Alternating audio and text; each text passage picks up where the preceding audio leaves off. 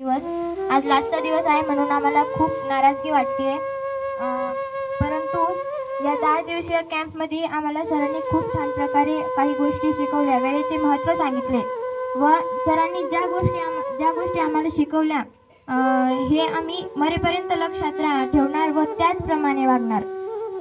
सरांनी आमच्यासाठी खूप काही केले। सरांनी बाहेरून काही मार्गदर्शक बोलवले व त्यांनी सुद्धा आम्हाला खूप छान प्रकारे मार्गदर्शन केले व तसेच आपल्या शाळेतील काही शिक्षकांनी व मॅडमनी सुद्धा खूप छान प्रकारे मार्गदर्शन केले।